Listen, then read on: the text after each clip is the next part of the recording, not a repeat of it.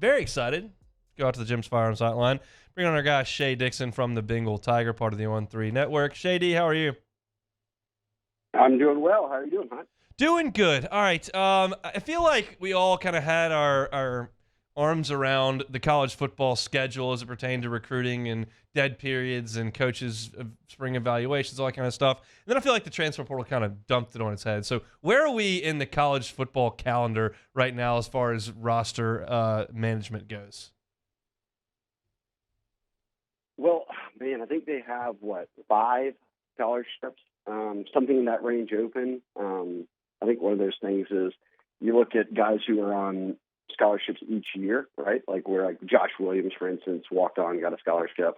Greg Clayton, others were on scholarship. Damian Ramos, the kicker last year, were on scholarship. So you've always got a little flexibility there. Obviously, I think Josh Williams is probably on a full-time scholarship by now, but I think they're in that, around 5 available scholarships, which after 2 portal windows opening and closing, and you take in double-digit guys already, and you don't have anyone else leaving for the portal, that's a lot of room to work with if you've got the guys you like. So the rule is that if you're in the portal, you're free to go wherever you want, but you had to get in the portal as of a week ago. So now LSU kind of understands what they've got and what they can add. Are there any positions specifically that you know that the staff is targeting for the transfer portal right now? Well, we know that they addressed corner and D-line very well. So they've taken 12 total transfers, 9 of them being at those positions, I believe. I think they took 5 D linemen and 4 corners. Then you've added an offensive lineman in Mason Lunsford. That makes 10. Aaron Anderson coming back from Alabama gives you 11. And then there'd be one more in there, Omar Spates, coming out of Oregon State, and the guy who's likely to start at middle linebacker, gives you 12. I don't think I'm missing anyone in there, but you see that they obviously touched up on linebacker, touched up at receiver where they were already deep, but you take a guy like Aaron Anderson, you never turn him away, helps you out maybe in the return game, got an extra O-lineman, even though they do return 5 O-linemen that got starts last year, a 6 guy in Marlon Martinez, but they need some more there in addition to the guys coming in as early enrollees, or I should say as true freshmen. None of them came in as early enrollees, so all 4 high school signees get here this summer. But the bulk of the attention went to corner and D-line. So I kind of feel like those positions are taken care of for me at this point. They offered some tight ends, never got one. So it's like, okay, are you moving forward with Mason Taylor and then a bunch of true freshmen, which it seems to be the direction right now? Do you need any more O-linemen, or do you feel good about what you got? I don't know your opinion there, Hunt, but safety. And they've offered some guys, and guys who just committed elsewhere or end up looking at other teams. But I've said it before, and I'm sure you have as well, beyond Major Burns and Greg Brooks, and whether you're moving Sage Ryan from nickel back to safety, you don't have anyone who's played in any games, at least meaningful reps, at the position. So they've got players, just not experienced ones if something happens to one of their starters. All right, let's talk running back, as Logan Diggs is a guy that has garnered some attention down here in South Louisiana. Rummel product, been at Notre Dame for a couple of years, led them in rushes this past season. He's in the transfer portal. What do you know about his time frame and what we may expect there? Yeah, so he went to Ole Miss the middle of last week. Now Ole Miss is bringing back Quinshon Judkins. They've got a freshman and coming in who's pretty talented. They had another guy on their roster who broke out and had a pretty good year last year as well, beyond Zach Evans. So I would be a little surprised if he ends up at Ole Miss. He went to South Carolina as well for a visit. Obviously, they could be shuffling up the running back room if a guy like Logan Diggs ends up going there. But I just turned back to LSU, and he's going to give them an official visit happening later in the week. But I just feel like the combination of already signing with Brian Kelly, trusting him to leave, Louisiana for a school like Notre Dame and going to play there, and then Kelly being back here certainly gives him some familiarity with the head coach, right? Then you've got Frank Wilson, a number of other people on staff who've recruited him hard now and spent time talking with him, talking with his family. I know it seems on paper, it does. On paper, it is a very deep running back room with a lot of names who are talented, 6 different guys. I just think that each guy you can point to has a little something that makes you go, whether it's that they're a true freshman or they're in with the team, this offseason, or they've been injured, whatever it might be, to where you look at Logan Diggs and you think, man, he brings something special. He catches it very well. He went over 1,000 all-purpose yards. He played well in big games, Hunt. So I think some people are a little surprised, like, why do you need a running back when you have 6? I think Logan Diggs could move right to the top of the pecking order if he can have a really good fall camp if he ends up coming to LSU. Yeah, that was my next question. You kind of stole it there, but in your opinion, if Logan Diggs did come to LSU, barring injury, would you predict that he would lead the team in rushing? I don't know, because that would be me counting out Josh Williams. And I know, like, Noah Cain's been healthy the entire offseason. I still think Noah Cain's the guy who is one of your rotational backs. And I don't think anyone's going to run away with the carries. But there were times last year at the beginning of the year they wanted Armani Goodwin, it looked like, to be the starter. He gets hurt. Then Josh Williams ends up just being your bell cow, or at least your starter whenever he was healthy, just because he ran hard, he's reliable, trustworthy, wasn't putting the ball on the ground. Oh, man, it's a tough question. Maybe I bet this. I bet Noah Cain leads off fall camp first team, because he was the only guy that was there in the spring that was a returning player. From there, I think it's a wide open competition, and depends on where Emory's at, depends on if Goodwin's healthy or not. But I'd say Josh Williams and maybe Diggs, if Diggs came here, would be the guys who would lead it in touches. Louisiana Lafayette had some real impact transfers into the SEC last year. Of course, here you had Kyron Lacey and Mekhi Garner, and then you look over in Gainesville, Cyrus Torrance, who was just picked in the NFL draft. Trey Amos, a cornerback from over in Lafayette, is looking around in the transfer portal. What do you know about him? Yeah, well, he's obviously got a connection to Billy Napier, right? So Florida's going to be a team that's going to get mentioned. I don't know if that means he'll wind up at Florida.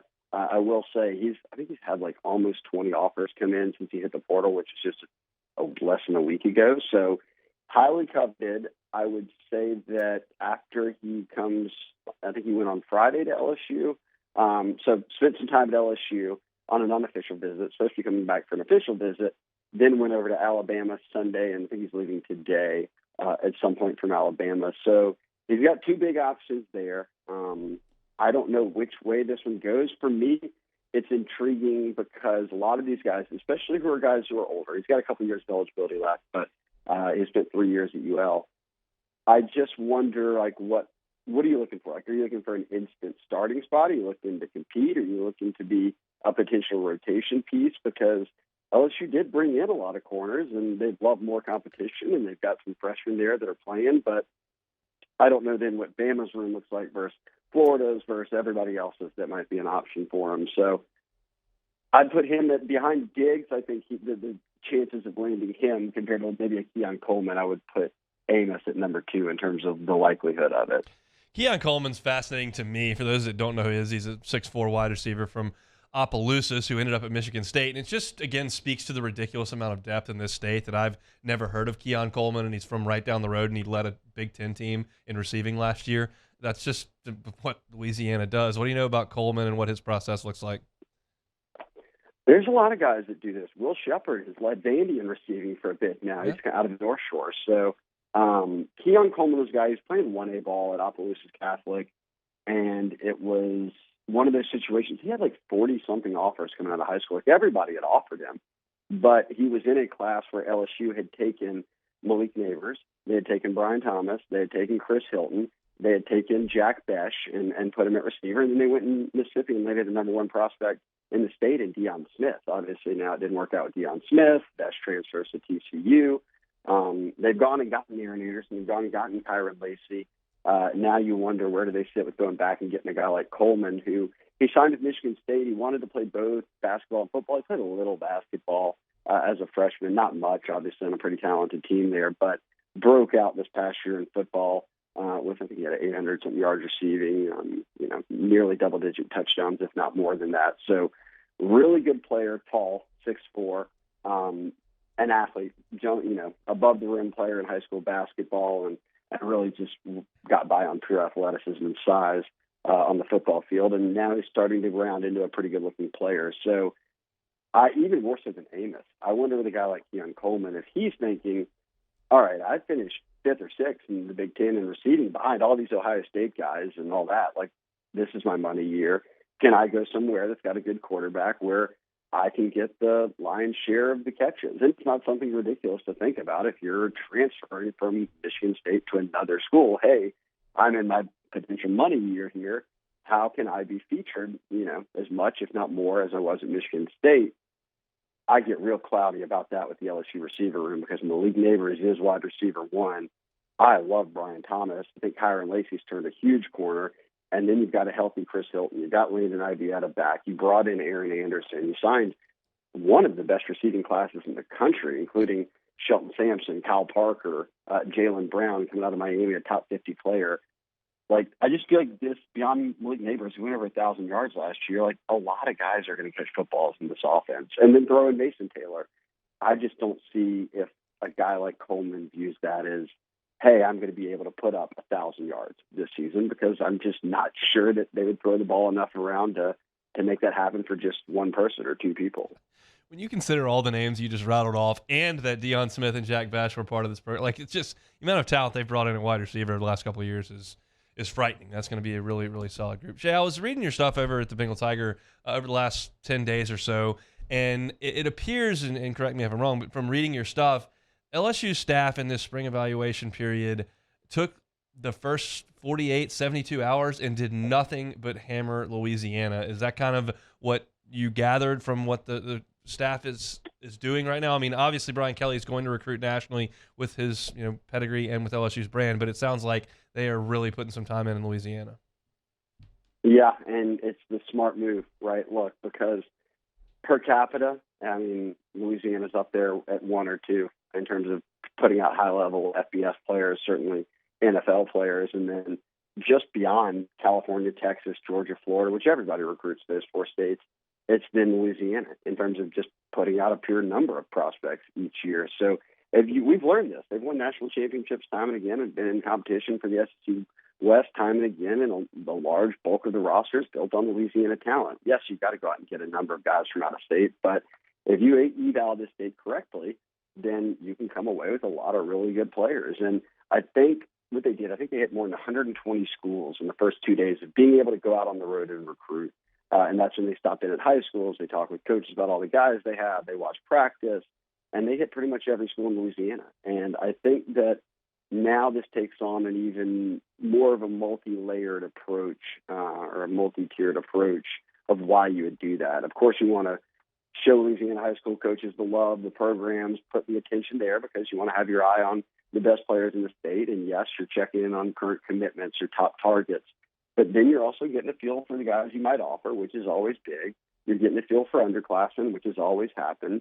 But you're also getting a relationship with the coaches and then the top players at every school, because for the exact reasons we just talked about, what happens if Keon Coleman or Trey Amos or Logan Diggs, comes back around in the portal a couple of years later? Do you know those guys? Did you recruit them in high school, even if you didn't offer them? Were you present around their high school? And I think all of that's going to really matter going forward, especially when you're trying to bring these guys back home who leave the state. So it's an approach I agree with. And now they spent the past, week and a half recruiting nationally like they normally do. Obviously, Brian Kelly inherited a tough spot with some of the top players in Louisiana his first recruiting cycle. They just weren't going to come to LSU for one reason or another. But this is going to be his first real full go at it. And if I look at the 1-3 rankings and look at the commitment prediction and all, it looks like top 7 or 8 guys in the state LSU's got a great chance with. Would you agree with that? Yes. Last year, the top 10, as you noted, only 4 signed with LSU. It's a transition year. I get it. Like Arch Manning, all these guys went to different places. But that's so far from the norm. It's very rare. Normally, LSU's either getting almost all of them, or losing 1 or 2, right, to Bama or, someone on the back end, Jordan Matthews last year in Tennessee, for instance. I then look at this year, and they've already locked up 4 of the top 10. And they're considered, as you just noted, to be the on-3 RPM leader, the prediction machine for the other 6. And that's such a far kind of cry from where they were at this time a year ago, which makes you feel like the program's a little bit more stable, obviously. They've got a good grip on recruiting. None of these kids just flooded out of state. In fact, the only one, Juwan Johnson, committed to Deion Sanders in Colorado and then decommitted after the spring game when he visited. So they've got a chance now to get the top 8 of the top 10, 9 of the top 10, potentially all of them. I mean, they're in the mix for all of them and certainly would take them, and offers are out there. So rebuilding that fence, or however you want to put it, putting a focus on Louisiana is definitely a big deal for them right now. And I think it's showing when you look at kind of the top 10, 12 players in the state. They've got offers out to all of them, and they're in the mix for all of them. Transfer portal still rocking and rolling. Going to have camps coming up this summer. They'll have you covered over at the Bengal Tiger, part of the On3 Network. Shea Dixon runs the show over there. We appreciate it, Shea D. All right, thanks. I appreciate it, Hunt.